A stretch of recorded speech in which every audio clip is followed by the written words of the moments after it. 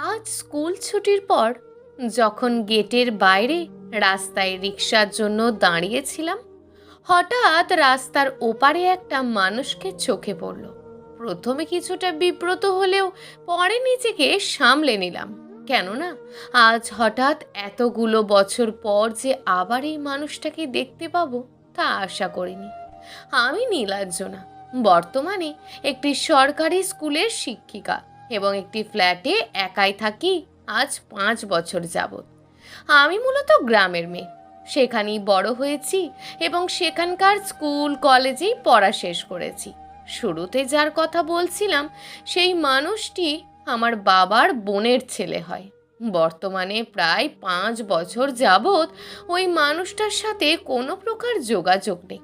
তবে এক সময় ছিল খুব করে ওই মানুষটার খবর রাখা হতো, যা এখন আর রাখা হয় না, হয়তো ইচ্ছাকৃত কিংবা অনিচ্ছাকৃত। তবে এই মানুষটা বদলে গেছে আগের তুলনায় অনেক। এখন আর মুখে সেই গম্ভীর ভাবটা নেই। এসব ভাবতে ভাবতেই হঠাৎ তার পাশে আরও একজনকে নজরে পড়ল, বোধহয় তার স্ত্রী। হঠাৎ মনে হলো চোখে কি যেন পড়ল। আমি আর তাকিয়ে থাকতে পারছি না, চোখগুলো কেমন যেন ঝাপসা হয়ে আসছে। আমি দ্রুত একটা রিক্সা ডেকে উঠে পড়লাম বাসার উদ্দেশ্যে। পিছনে ফিরে আর তাকানো হয়নি। বাসায় এসে ফ্রেশ হয়ে খেতে খেতে প্রায় 6:30 বেজে গেছে। সন্ধ্যায় কিছু বই নিয়ে বসেছিলাম, হঠাৎ করে মুঠো ফোনটা বেজে উঠল। ফোনের স্ক্রিনে মা লেখাটা দেখে মনে পড়ল আজ প্রায় 20 দিন হবে বাসায় কথা বলা হয়নি। ফোনটা তোলার পরপরই পাশ থেকে আমার মায়ের গলা শোনা গেল, নীলু, তোর ফোন কোথায় থাকে?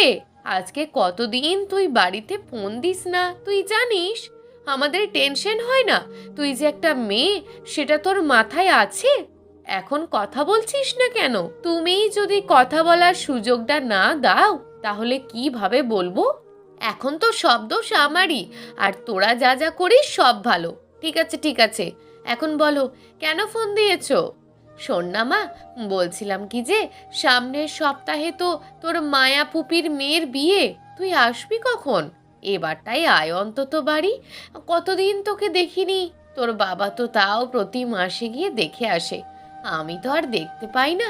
আয় না মা, বিয়ের 2 দিন থেকেই চলে যাস। ওকে ওকে, আমি দেখছি স্কুল থেকে ছুটি নিতে পারি কিনা। তুই আসবি তো মা? আসবো বললাম তো, আর ছুটি যদি না পাওয়া যায় তাহলে তো আর কিছু করার নেই না। হ্যাঁ, বুঝেছি। এখন বলো, বাবার শরীর কেমন আছে, ভালো আছেন? হ্যাঁ, তোর বাবার তেমন বুকে ব্যথা হয় না। আর ভাইয়া ভাবির কি খবর, ভালো আছে ওরা? হ্যাঁ হ্যাঁ, সবাই ভালো আছে। তুই ঠিকঠাক মতন খাওয়া দাওয়া করিস। আচ্ছা, রাখি তাহলে। মায়ের ফোনটা কেটে ফোনটা টি টেবিলে রেখে ভাবতে বসলাম বাড়ি যাব। আবার সেই মানুষের কোলাহল, এসব যে আমার এখন আর ভালো লাগে না। আজ 5ই ডিসেম্বর, সেদিনের পর কেটে গেছে আরও 5 দিন। আমার স্কুল থেকে ছুটি নেওয়াও হয়ে গেছে। কাল সকালে বাড়ি যাব। আজ বুধবার, শুক্রবার বিয়ে। কাল কি কি নিয়ে যাব তা গোছাতে বসলাম। 5-6টা শাড়ি আর প্রয়োজনীয় কিছু জিনিস ব্যতীত কিছু নিইনি। মায়ের জন্য একটি শাড়ি আর বাবার জন্য কিছু পোশাক কিনেছিলাম।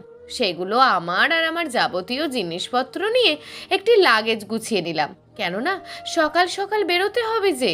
এখন সকাল 8:40। আমি বাসে বসে আছি, আর কিছুক্ষণের মধ্যেই বাসটি তার গন্তব্যে ছুটবে। মাথায় চলছে হাজারো চিন্তা ভাবনা। মাথায় শুধুমাত্র একটা কথাই বারবার ঘুরছে, যেই অতীত থেকে পালিয়ে এতগুলো বছর নিজের পরিবারের সঙ্গে, নিজের কাছের মানুষদের সঙ্গে যোগাযোগ বন্ধ করে দিলাম, আবারও তার মুখোমুখি হতে হবে না তো? এত সব ভাবনার মাঝেই বাস ছেড়ে দিল। বাস স্ট্যান্ডে এসে নিজের লাগেজ নিয়ে বাস থেকে নামলাম। তখনই ফোনটা বেজে উঠল। দেখলাম বাবা ফোন করেছেন। মা বলেছিল বাবা নিতে আসবেন। আমি কিছুটা সাইড হয়ে ফোন রিসিভ করলাম। বাবা, ভালো আছেন? ভালো। তুই কি এখনো বাসেই? না, এই তো নামলাম মাত্রই। আচ্ছা, তুই বাস স্ট্যান্ডে দাঁড়া, আমি আসছি। ঠিক আছে। প্রায় 5 মিনিট দাঁড়ানোর পর বাবাকে তাড়াহুড়ো করে আসতে দেখা গেল। তারপর বাবাকে নিয়ে একটা রিক্সা ডেকে বাড়ির উদ্দেশ্যে রওনা হলাম। বাড়ি আসতে আসতে আরও 20 মিনিটের মতন লাগলো। আমাদের বাড়িটা দোতলা, তবে তেমন একটা বড় নয়, আবার ততটা ছোটও নয়। অনেকগুলো দিন পর আবার সেই চিরচেনা শহরটায় পা দিলাম। সেই বাতাসের গন্ধ, তবে মানুষের সাথে সাথে এই শহরটাও বদলেছে। বদলেছে রাস্তাঘাট, তবে পুরনো স্মৃতিগুলো বদলায়নি। সেগুলোতে কোনো পরিবর্তন আসেনি আজও। আজও সেই স্মৃতিগুলো মনে পড়লে মনে হয় আমি বোধহয় সেই 5 বছর আগেই আটকে আছি। বাড়ি গিয়ে খাওয়া দাওয়া করে রুমে গেলাম। ভাবলাম কিছুক্ষণ ঘুমিয়ে নেওয়া দরকার। মা বলল বিকেলের দিকে ফুপুর বাসায় যেতে হবে, আজ বোধহয় মেহেন্দি। দরজায় নক করার শব্দে ঘুম ভেঙে গেল। মা ডাকছে, দেওয়াল ঘড়ির দিকে তাকিয়ে দেখি 4:30 বাজে। আমি দ্রুত গিয়ে দরজা খুললাম। মা বলল রেডি হতে, ফুপুর বাসায় যাওয়ার জন্য। আমি ফ্রেশ হয়ে এসে একটা শাড়ি পরলাম। শাড়িটা কালো রঙের এবং সাদা পাড়ের মধ্যে। আমি সব সময় শাড়ি পরি, আর দেখা যায় আমার শাড়ির প্রায় সবই কালো রঙের। সাজগোজ বলতে শুধু একটু লিপ বাম আর শাড়িটার সাথে একটা ওড়না। আমার বাবারা 3 ভাই ও 2 বোন, তার মধ্যে 2জনের বাড়ি আমাদের বাসার কিছুটা কাছে। ছোট ফুপুর বাসা আমাদের এখান থেকে 20 মিনিটের রাস্তা, এবং জাহান ফুপুর বাসা হলো 30 মিনিট দূরে। জাহান ফুপু হলেন আমার বাবার ছোট। মায়া ফুপুর 1 ছেলে এবং 2 মেয়ে, আর জাহান ফুপুরও 1 ছেলে 2 মেয়ে। আমার বাবা হলেন সবার বড়। আমার মেজো চাচার 1 ছেলে এবং 1 মেয়ে, আর ছোট চাচার 1 মেয়ে 2 ছেলে। আর আমরা হলাম 2 বোন 1 ভাই। রেডি হয়ে নিচে এসে দেখলাম সবাই রেডি হয়ে আছে, আমার জন্য ওয়েট করছে। সিঁড়ি দিয়ে নেমে যেই না এগোতে যাব, অমনি কেউ আম্মা বলে এসে জড়িয়ে ধরলো। তাকিয়ে দেখি একজন নয়, বরং 2জন। এরা হলো আমার বোনের মেয়ে নাবিহা আর নৌসিন। ওরা 2জনই একসঙ্গে বলে উঠল, আম্মা তুমি কখন এসেছো? আমি তো দুপুরে আসলাম, কিন্তু আপনারা এতক্ষণে কেন? সব দোষ তোমার ওই বোনের, উনি ইচ্ছে করে লেট করে এতক্ষণে আসছে। তাই? হুম বলেই 2জনে একসাথে মাথা নাড়ল। এর মধ্যে ভাইয়া তাড়া দিতে লাগলো বের হওয়ার জন্য। তাই আর দেরি না করে ওদের নিয়ে বেরিয়ে পড়লাম। মেহেন্দি বলতেই শুধু গড়হওয়াভাবে জাস্ট হাতে একটু দেবে, এই যা। পাড়া প্রতিবেশীদের বলা হয়েছে, আর আত্মীয় স্বজন। বিয়েটা ঘরোয়াভাবেই হবে। জাঁকজমকভাবে বিয়ে দেওয়া এগুলো ফুপা তেমন পছন্দ করে না। যেহেতু কাল বিয়ে, তাই আজ আমাদের এ বাড়িতেই থাকতে হবে। আমি ফুপুদের বাড়ির ছাদে দাঁড়িয়েছিলাম। তখনই নাবিহা এসে বলল, আম্মা তুমি এখানে? তোমাকে যে সবাই খুঁজছে। কে খুঁজে আর কেন? আরে ওই যে বড় নানু আছে না, উনি। নানুমণি বলল তোমাকে নিচে যেতে। বলো গিয়ে আম্মা আসছে। আচ্ছা। ও চলে গেছে নিচে। আকাশের দিকে তাকিয়ে ভাবলাম, এবার আমি কি করব? আর কত পালাবো?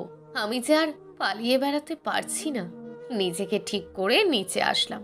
সবাই ড্রয়িং রুমে বসে আড্ডা দিচ্ছে। ওদের মেহেন্দি পড়া বোধহয় শেষ। আমাকে দেখে নাবিহা বলল, ওই তো আম্মা এসে গেছে। সবার দৃষ্টি তখন আমার দিকে। আমি এগিয়ে এসে ফুপুকে জিজ্ঞেস করলাম, ফুপিমণি ভালো আছেন? হ্যাঁ ভালো আছে। তো এতদিন পর তোর মনে পড়লো যে আমরা ভালো আছি কিনা তা জানা দরকার। তখনই পাশ থেকে ফুপা বললেন, তুমি সবসময় 1 লাইন বেশিই বলো, ও আসতে না আসতেই শুরু করে দিয়েছো। তখনই পাশ থেকে রিনরিনে একটি কণ্ঠে কেউ বলল, আপু ভালো আছেন? আমি সামনে তাকালাম। সোফায় বসা অল্প বয়সের একজন নারী, বয়স 20 কি 21 হবে। তবে তার পাশে বসে থাকা মানুষটিকে দেখে কিছুটা চমকালাম। চমকালেও তাকিয়ে থাকিনি, কারণ সে যে আমার জন্য অতীত, আর আমার যে তার উপর কোনো অধিকারই নেই। আমি ওই মানুষটির পাশে থাকা রমণীটির পানে চাইলাম। সে যে আমার দিকেই তাকিয়ে আছে। আমি তার সালামের জবাব দিতেই যাচ্ছিলাম, অমনি কেউ ডেকে উঠল, নীলু দাঁড়িয়ে আছিস কেন? বস। বসছি বলে আমি ভাবিমার পাশে বসলাম। ভাবিমা হলেন আমার একমাত্র ভাইয়ের বউ, যাকে আমি ভাবিমা বলি, যে আমার আর একটা মা। ভাবিমা 7 মাসের প্রেগন্যান্ট। ডক্টর বলেছেন মেয়ে সন্তান হবে। ভাবিমা বলেন, নীলু এটা মাহিদের বউ। আমি ভাবিমার দিকে তাকালাম। আমাকে তাকাতে দেখে ভাবিমা কিছুটা আস্তে করে বললেন, তোকে এত চিন্তা করতে হবে না, তুই তোর মতন থাক। আমার আবার কিসের চিন্তা? আমার তো কোনো চিন্তাই নেই। একদম ঠিক বলেছিস, এটাই আমাদের নীলু, আমাদের নীলাঞ্জনা। নীলু, এটা মাহিদের বউ। মায়ের কথা শুনে সামনে তাকালাম। মা চোখে ইশারা করলো কথা বলার জন্য। তাই আমি জিজ্ঞেস করলাম, ভালো আছো আপু? সেও আমার দিকে তাকিয়ে উত্তর করলো, ভালো আছি। তবে তুমি আমায় আপু বলে লজ্জা দিচ্ছ কেন? আমার তো তোমার নাম জানা নেই। তাহলে তোমাকে কেউ বলেনি না? তাতে সমস্যা নেই, আমি বলছি। আমি নিরুপমা, সবাই নিরু বলে ডাকে। তবে দেখেছো একটা জিনিস, তোমার নামের সাথে কিন্তু আমার নামের একটা মিল রয়েছে। তোমার নামও দন্তের ন দিয়ে, আমার নামও দন্তের ন দিয়ে। হ্যাঁ, আসলেই তাই। তবে আমি কিন্তু তোমায় নিরু বলে ডাকছি না, নিরুপমাটাই ঠিক আছে আমার জন্য। ও তুমি ভালোবেসে যাই ডাকো না কেন, আমি তাতেই খুশি। আচ্ছা, আমাদের কথার ফাঁকে মায়া ফুপি এসে ডেকে গেল খাওয়ার জন্য। বড়রা সবাই একে একে চলে গেল খাওয়ার জন্য।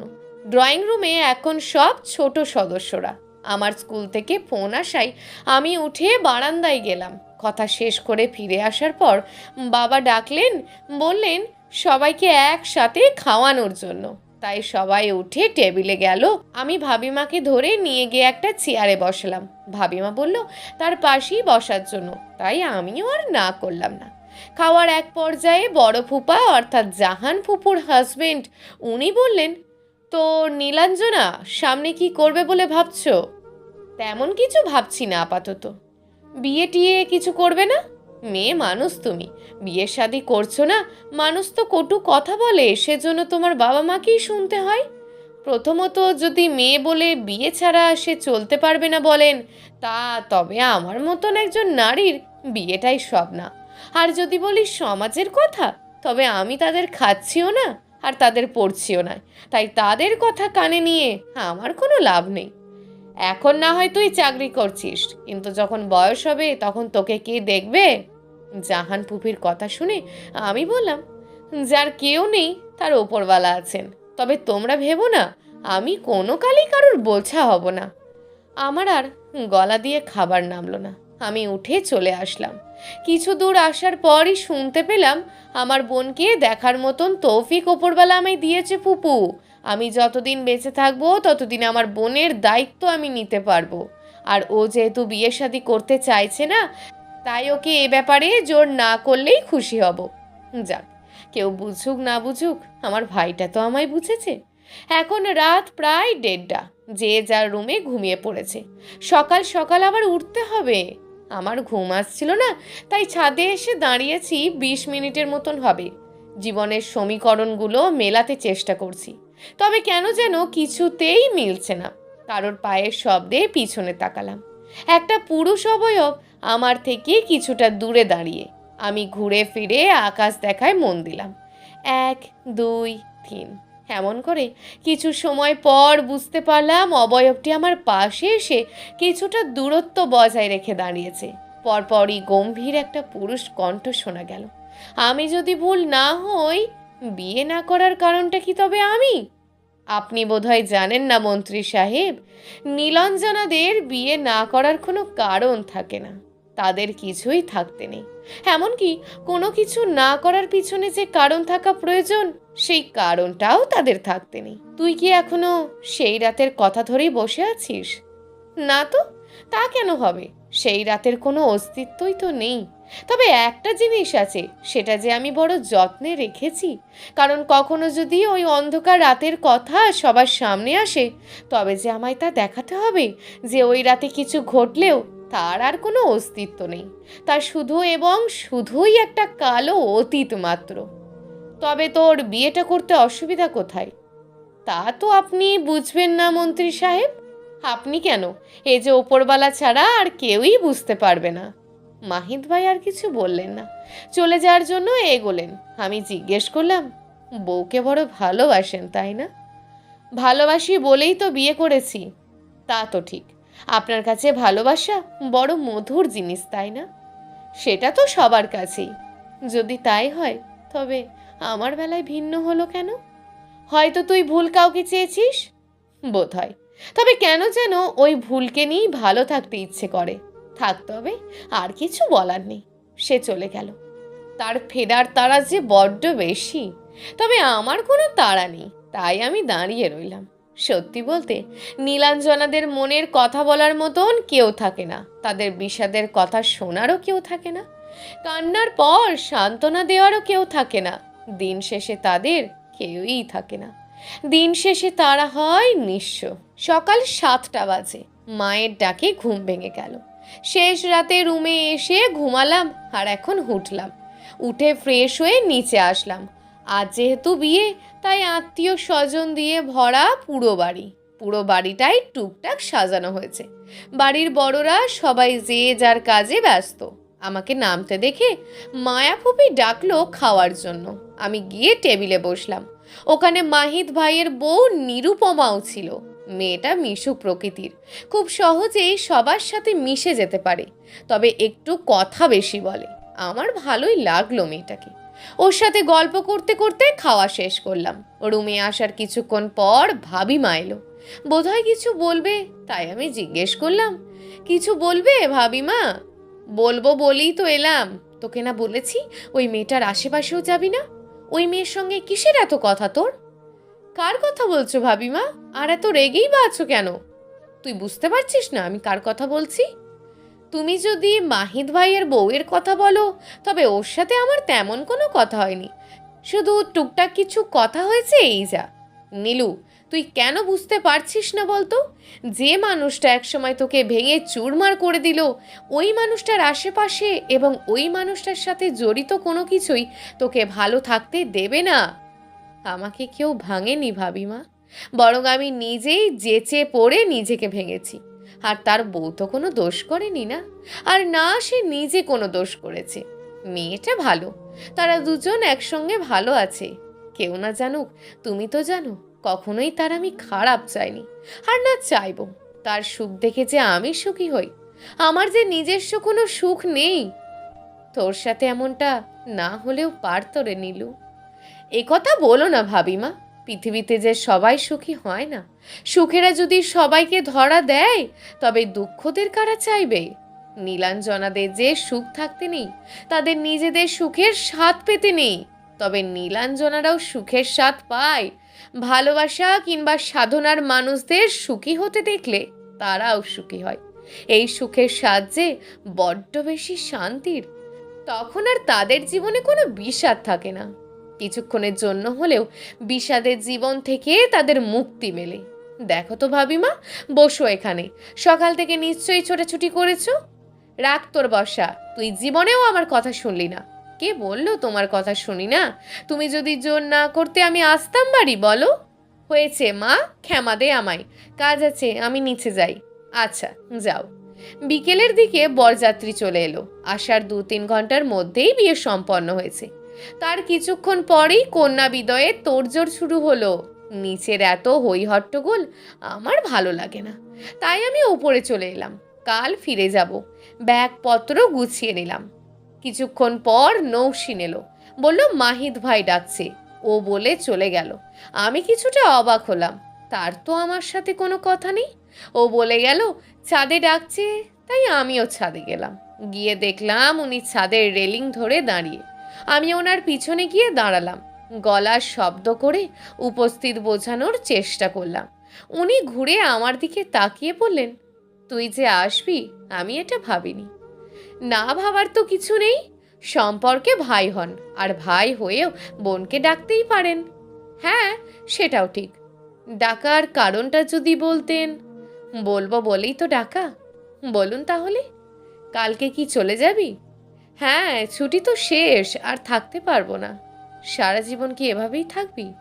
এভাবে বলতে কি বোঝাতে চাইছেন? মামা মামি তোর জন্য তো চিন্তা হয়। তাদের মৃত্যুর পরে তোকে কে দেখবে তারা এই চিন্তা করছে, আর তুই গা ছাড়া ভাব নিয়ে চলিস। লাইফস্টাইল চেঞ্জ কর এবার। তুমি বোধহয় বিয়ের কথা বলতে চাইছো, যদি আমি ভুল না হই। বুঝতে পেরেছিস, যাক ভালো। তো কি ভাবছিস এই ব্যাপারে? আপাতত কিছু না। দেখ, বিয়ে করাটা খুব দরকার, ওটা আমাদের নিয়মের মধ্যে পড়ে। জানি, তবে সেই কাজটা একবার হলেও করতে হবে। আর আমি মনে করি সেই কাজটা একবার হলেও হয়ে গেছে আমার জীবনে। সেটা কোনো বিয়েই ছিল না। কেন? সেখানে কোন জিনিসটা মিথ্যা ছিল? তুই ভালো করেই জানিস ওই বিয়েটা কোন পরিস্থিতিতে হয়েছিল। হ্যাঁ, মানছি। তবে তুমি ভুলে গেলেও ও কাজ আমার দ্বারা হবে না। আমাকে ভালোবাসতিস? তার কথা শুনে আমি কিছুটা চমকালাম। চমকেছিস? আমিও চমকাছি, তা 5 বছর আগের সেই রাত থেকে। তবে আমার যে কিছু করার ছিল না, আমার পক্ষে সম্ভব হয়নি তোকে ভালোবাসা। তুই তোর সুন্দর ভালোবাসাগুলোকে অপাত্রে দান করছিস। তুই আমায় ভালোবাসিস যখন বলেছিস, আমার জীবনে তখন নিরুপমা চলে এসেছিল। আর তাছাড়া আমি ভাবতাম সেটা তোর অল্প বয়সের আবেগ। তোমার কি অপরাধ বোধ হচ্ছে?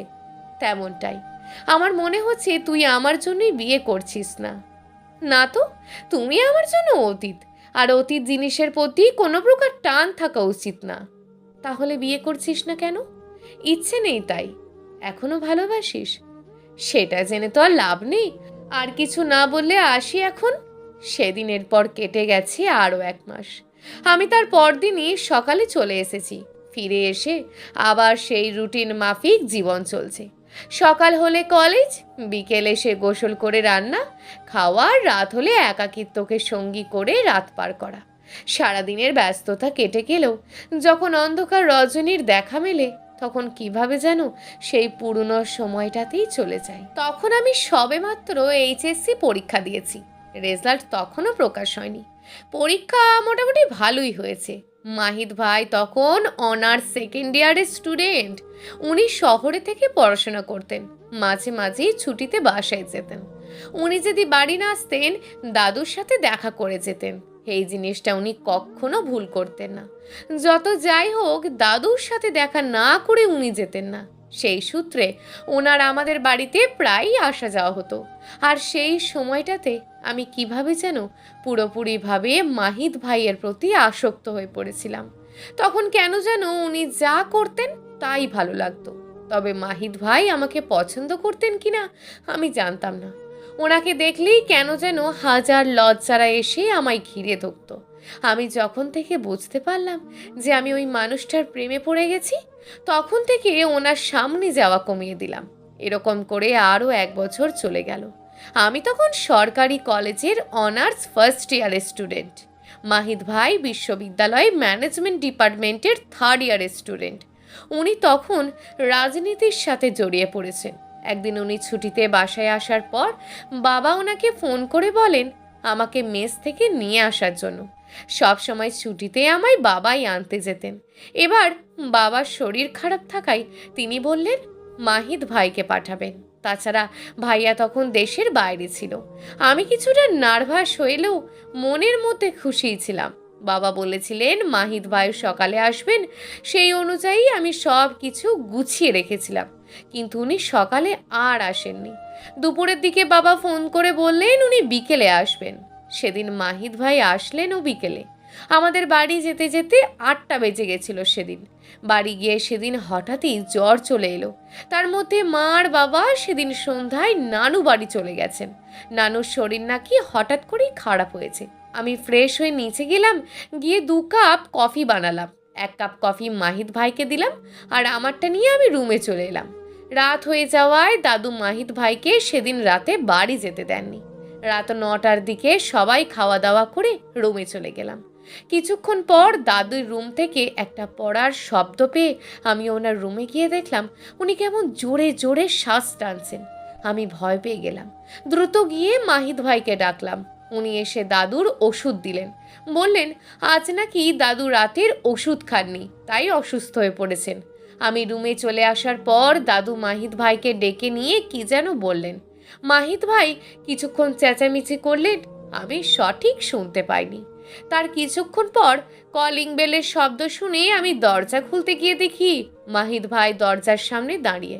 একজন লোককে ভিতরে নিয়ে আসলেন। আমি কিছু জিজ্ঞেস করব, উনি আমাকে আটকে দিয়ে উনি বললেন দাদুর রুমে আসার জন্য। বলে উনি লোকটাকে নিয়ে দাদুর রুমে চলে গেলেন। আমি কিছু না বুঝেই দাদুর রুমে গেলাম। যাওয়ার পর দাদু বসতে বললেন। আমি গিয়ে সোফায় বসলাম। দাদু লোকটাকে বললেন বিয়ে পড়াতে। দাদুর কথা শুনে আমি চমকে দাদুর দিকে তাকিয়ে জিজ্ঞেস করলাম, কিসের বিয়ে দাদু? আর কার বিয়ে? তোর আর মাহির দাদু ভাইয়ের? মানে কি? বাবা মা জানে এসব? তুমি এসব কি বলছো দাদু? যা বলছি ঠিকই বলছি, আমার কথা শোন। দাদু ভাই তোদের খারাপ চায় না, তোরা দুজনে একসঙ্গে খুব ভালো থাকবি। মনে কর এটাই আমার শেষ ইচ্ছে। সেদিন দাদুর এমন আরও অনেক কথা শুনে শেষ পর্যন্ত বিয়েটা করতে বাধ্য হয়েছিলাম। তবে মাহিত ভাইও যে বিয়েতে রাজি ছিল না তা ঠিকই বুঝতে পেরেছিলাম। আমি কোনো মতে 4 দিন বাড়িতে ছিলাম, পরে হোস্টেলে ফিরে এসেছি। সেদিনের পর আমাদের জীবন আগের মতোই কাটছিল। আমাদের বিয়ের কথাও কেউ জানতো না। তার মধ্যেই একদিন বাড়ি থেকে ফোন এলো, দাদু মারা গেছেন। আমি ততদিনে বিয়েটা মেনে নিতে শুরু করেছিলাম, কিন্তু আমি তখনও জানতাম না যে দাদুর মৃত্যুটাই আমার জীবনে অন্ধকার নিয়ে আসবে। অমাবস্যা রাতের মতন আমার পুরো জীবনটাকে অন্ধকারে ছেয়ে যাবে। দাদুর মৃত্যুর কয়েক মাস পরই আমার কাছে একটা চিঠি এলো। ব্যস্ততার কারণে চিঠিটা দেখা হয়ে ওঠেনি। প্রায় 3 দিন পর মাহিত ভাই হঠাৎ করে ফোন করলেন, বললেন কোনো চিঠি এসেছে কিনা। আমি বললাম, হ্যাঁ এসেছিল, কিন্তু কেন? তুই দেখিসনি? না, সময় পাইনি। ওটা কি তুমি পাঠিয়েছ? হ্যাঁ। দেখে সাইন করে দিস, বলে উনি আমাকে কিছু বলতে না দিয়ে ফোন রেখে দিলেন। সেদিন যখন চিঠির খামটা খুলে দেখছিলাম, আমার মনে হচ্ছিল কেউ বুঝি আমার গলাটা টিপে ধরেছে। মাথায় শুধুমাত্র একটা কথাই ঘুরছিল আমার, আমি যে এতদিন সংসার করার স্বপ্ন দেখেছি তার কি হবে? সেদিন অনেক বোঝাপড়ার পর মাহিত ভাইকে ফোন করেছিলাম। সেদিন যখন আমি ওনাকে ফোন করলাম, উনি রিসিভ করার পর আমি জিজ্ঞেস করলাম, এটা কি মাহিত ভাই? ওটা ডিভোর্স পেপার। ডিভোর্স পেপার কেন? তোকে আগে বলা হয়নি, তবে এখন বলছি। আমার পক্ষে বিয়েটা মেনে নেওয়া সম্ভব না, তাই আমাদের ডিভোর্সটা হয়ে গেলেই ভালো, আর সেটা আমাদের দুজনের জন্যই ভালো। কিন্তু কেন মাহিত ভাই? আপনি ঠিক মতন ভেবে বলছেন তো? আমি ভেবেই বলছি, তুই বোধহয় আমার কথা বুঝতে পারছিস না। মাহিত ভাই দেখেন, বিয়েটা কোনো ছেলে খেলা নয়। বললেই এভাবে একটা সম্পর্ক ভেঙে ফেলা যায় না। তাছাড়া বিয়েটাতেই বা মানতে পারবেন না কেন? আপনার সমস্যাটা কোথায় বলেন? আমার সমস্যাটা এই বিয়ে নিয়ে নয়, আমার সমস্যাটা তোকে নিয়ে।